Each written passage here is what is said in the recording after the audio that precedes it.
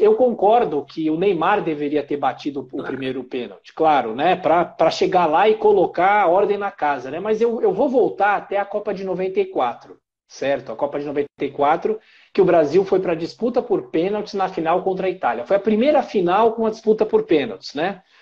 E eu não sei se você se lembra, se os nossos telespectadores se lembram, quem que bateu o primeiro pênalti do Brasil? Não lembro. Foi o Márcio Santos. Márcio Santos, que era zagueiro do Brasil. E o que aconteceu? Ele perdeu o pênalti, né?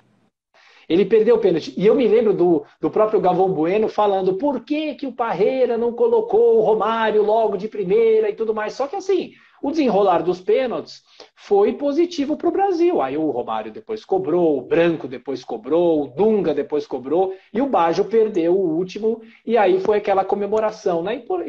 E aí tem aquela história, se o Rodrigo tivesse feito o gol, ninguém ficaria questionando por que que ele foi escolhido, entendeu? E lá atrás o Brasil ganhou a Copa e depois ninguém mais questionou por que que ele colocou o Márcio Santos, né? Então o futebol tem uns caprichos, né? E assim, a gente olhando depois, né, que o Brasil perdeu, é claro que a gente vai falar, ó, o Neymar tinha que ter batido o primeiro pênalti, né? Claro, é Mas sei engenheiro de obra lá, pronta, né? Claro. é engenheiro de obra pronta. Você olhar um jogo atrás, e só o que eu ia te falar, né? Você se lembra de em 1986, que o Brasil foi eliminado nas quartas de final pela França, que o Zico perdeu um pênalti no tempo Nossa, normal. Né? E ele também, o Zico, que é o Zico, um gênio do futebol, foi execrado pela imprensa da execrado. época, e até É hoje as verdade. pessoas se lembram, o Zico perdeu um pênalti, né? O jogador precisa ter muita estrutura, né? Porque tá todo mundo olhando para ele e é uma responsabilidade muito Ele grande, está né? na vitrine, né? Tá na Mas eu vitrine ainda acho que sempre, ele né? devia ter botado o Neymar para comprar o primeiro pênalti. Concordo com você, concordo. Porque o Né? Neymar é a estrela da companhia, né? A estrela da companhia vem Exatamente. na frente, né? Essa é a regra. Porque se você erra o primeiro, aí gera um nervosismo, e o goleiro da Croácia é um bom goleiro, né? É, o goleiro E da aí Croácia fechou o gol, como é fechou o que gol, fechou o gol, fechou o gol, né? Mas enfim, a gente tem que, né, a gente passa muitos anos depois falando das derrotas, né? A gente tem que pensar o que é possível fazer para melhorar essa estrutura do futebol brasileiro, produzir mais jogadores, né? E pensar na próxima Copa. É sempre assim, a Copa acaba, a gente fica, agora é 2026, né? A gente sempre, né, eu gosto de falar que a nossa vida é feita de ciclos que duram 4 anos, né? Que todo mundo se lembra de uma Copa do Mundo. A Copa é a nossa memória afetiva, né? Ah, eu me casei no ano da Copa tal, eu terminei o colégio no ano da Copa tal, né? Para quem gosta de futebol, faz essas associações, essas referências, né? Mas, de todo modo, o Brasil precisava arranjar uma solução para ter uma equipe mesmo, né? Jogar com, sei lá, com uma coisa mais forte do que jogar com cada um de um país, de um time, não é diferente. Não sei se isso funciona. Você falou da não amizade. Isso, às vezes, a gente vê até na televisão. Parcerias de dois jornalistas, ou dois âncoras, ou dois locutores, né, que não são jornalistas, mas são apenas locutores, ou são muito bons porque são locutores, que nunca foram amigos na vida real. Não são amigos de sair para tomar um vinho, mas fazem uma parceria muito interessante. Isso vale para comentarista com âncora, né, sei lá, anestesista com o médico cirurgião. Né? Às vezes eles só se dão ali, naquele cenário, mas fazem um casamento perfeito, né? Então, Sim, acho sim, em que o relação do Pelé e o trabalho. Garrincha não devia ter nada a ver, né?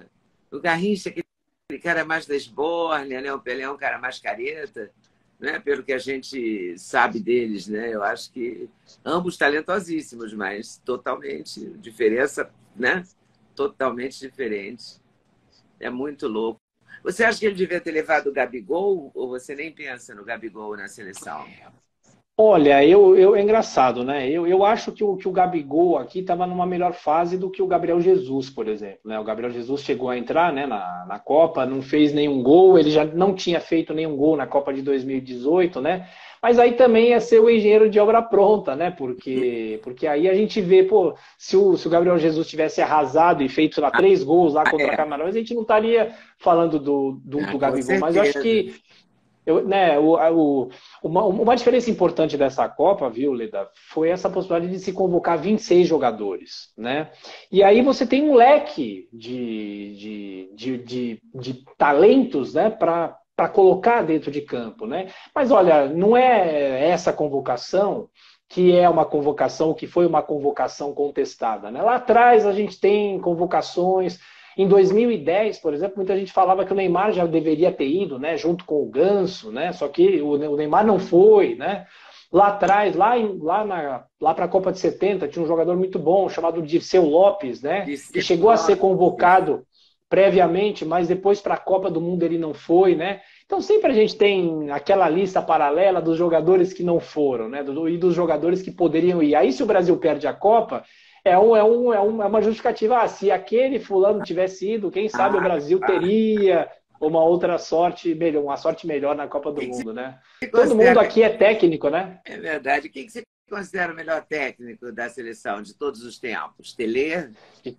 Então, é engraçado, né? Porque se eu falar aqui que é o Tele Santana, as pessoas podem perguntar, ué, mas o Tele não ganhou nenhuma Copa, né? O Tele disputou 2 Copas do Mundo, mas o que eu acho é o seguinte, o Tele, eu gostava muito dele, e eu cheguei a fazer entrevistas com ele lá atrás, né?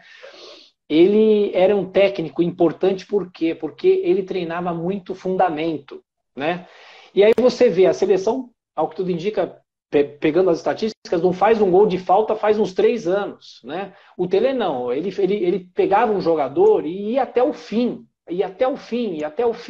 com o jogador. O Cafu, por exemplo, que virou o grande lateral que ele virou, capitão da última conquista da seleção brasileira, ele cresceu muito nas mãos do Tele Santana ainda no São Paulo, né? Ele fazia o Cafu cruzar, fazia o Cafu treinar o fundamento, né? Então, assim, eu sempre fui muito fã do Tele Santana, né? Agora, dos 5 técnicos do Brasil, a gente tinha em 58 o Vicente Feola, 62 o Aimoré Moreira, em 70 o Zagallo, né?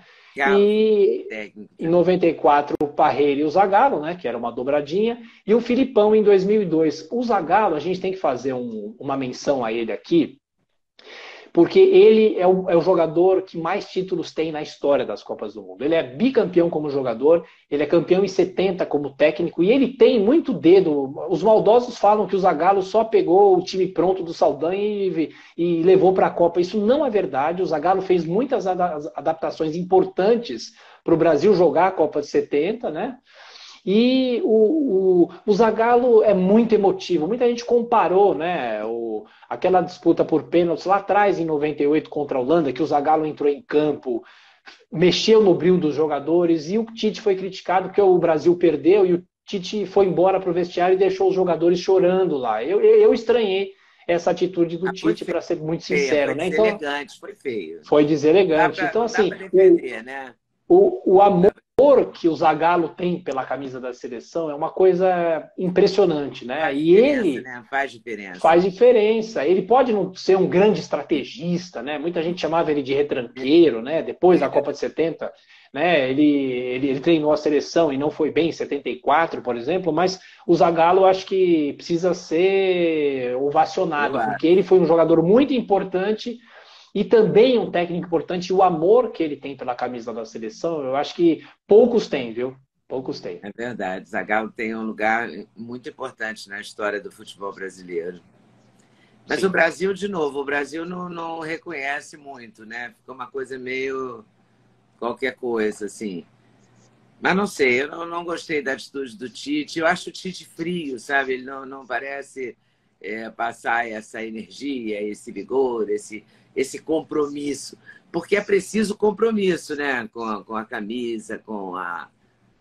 achei que, por exemplo, o Flamengo, nesse último ano, mostrou muito isso, né? Uma coesão, um compromisso com a camisa, uma coisa com a nação que o Corinthians tem, não é? Que falta, é decisivo para ganhar campeonatos e formar equipes e formar grupos, né?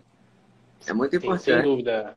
E a final da Copa do Brasil foi muito legal, né? Porque foi com o Flamengo e com o Corinthians, né? As torcidas mais apaixonadas que nós temos, né? Não, claro, sem nenhum demérito pelas outras, né? Você tem os palmeirenses apaixonados, os são paulinos, mas são as maiores torcidas, né? Então acho que precisa de um comprometimento, e a gente tem uma coisa muito ruim, né?